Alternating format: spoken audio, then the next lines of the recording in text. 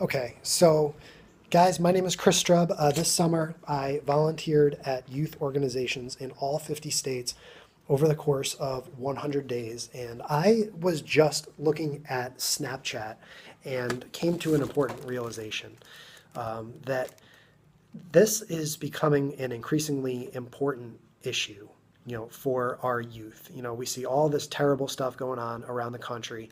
We see all the bad news.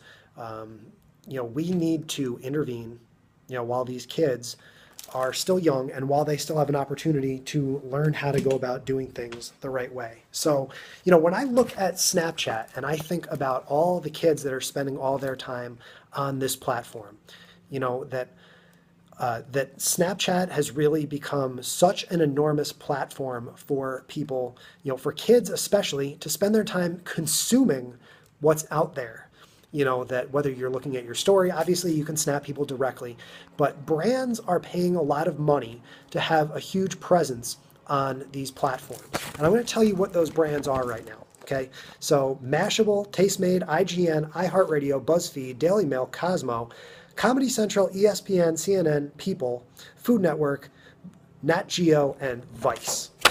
Those are the brands, those are the places that if you're laying in bed at night, 2 o'clock in the morning, and you're 12 years old, and you have no friends, and you're scared, and you're thinking about hurting yourself, you're thinking about how everyone is so mean to you, you're being bullied, you're in such trouble, but the one place that you can turn is your Snapchat, that you always know that you can open up your phone, and you can press that yellow button, and then there you are. There's your community, there's your friends per se. Even if you don't have one single friend in the world, you can turn on your cell phone, assuming mom and dad's Wi-Fi still works. You can press a little button and you can watch Eric Cartman pop up on Comedy Central. Or you can go on and see the news of the day about video games. Or you can go on and read about, what's happening on Cosmo. Okay? You're 12 years old, you're in trouble, you're having problems at home, you're having problems at school, whatever it is, the place that you turn is going to be your cell phone. Okay? And for brands, this is a more powerful opportunity than I think maybe some of them even realize. Or maybe they do realize it and they just don't care. Having a terrible day, come to Burger King. You know what I mean? Come have a Whopper, it'll all be better. But that's not how it should be.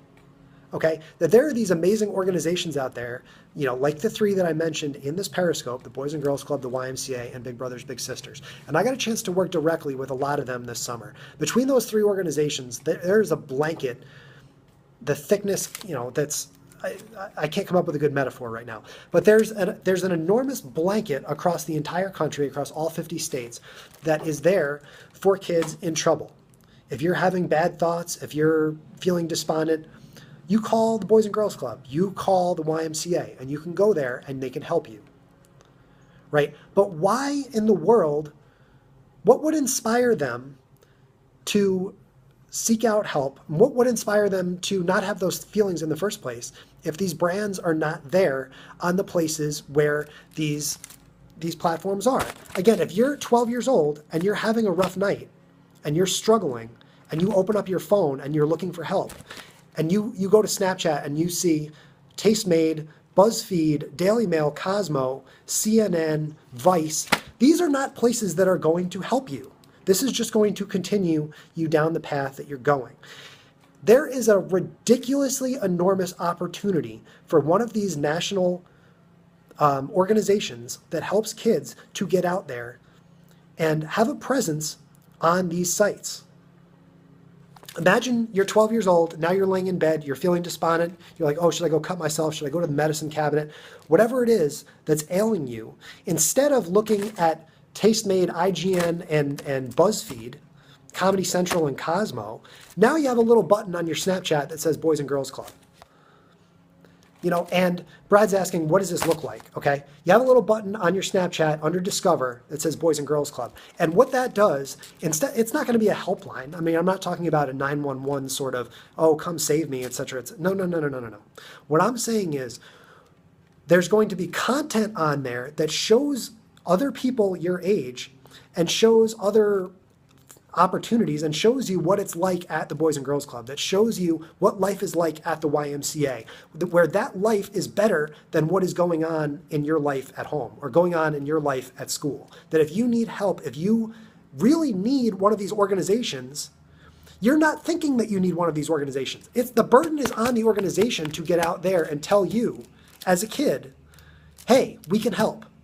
And they're not doing a good enough job of telling that story.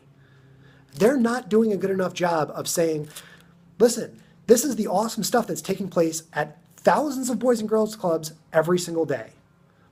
And it requires someone to take that lead. It requires someone to step in there and say, look, all of this cool stuff that's taking place at the Boys and Girls Club, here you go. Take a look at it. This is what's happening.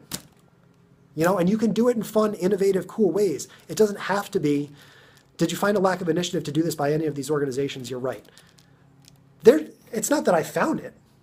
It's there. It's there right now. Why are we not doing this? Why is this not a thing?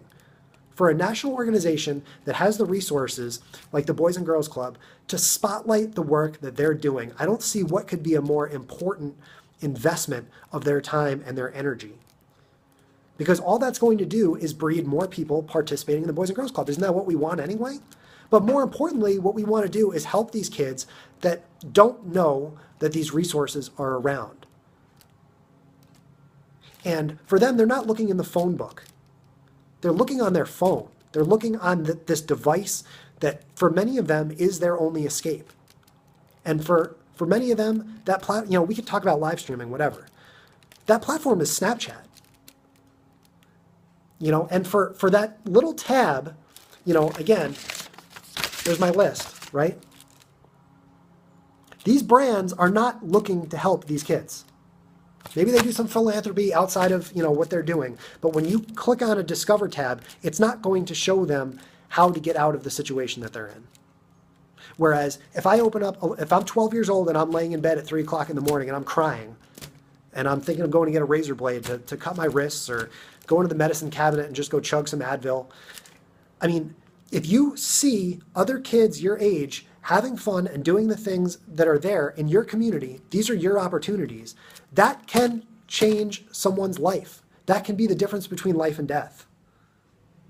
Same thing with these LGBT organizations, right? Why isn't there an LGBT organization in there? You could take this in any one of the different directions. We talk about it so much from a brand perspective, but no one ever wants to talk about what it's like from a nonprofit perspective. And I want to be that guy.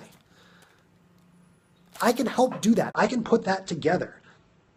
You work at a position like that for the Boys and Girls Club, and you call up Snapchat and say, this is what we want to do.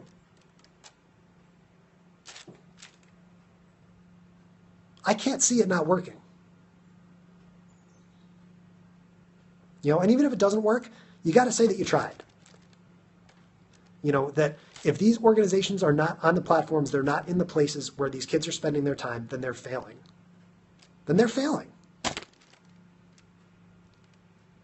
So that's why I'm so passionate about this. That ideas like this, that they're out there, they can be done, and I want to be the guy that does it.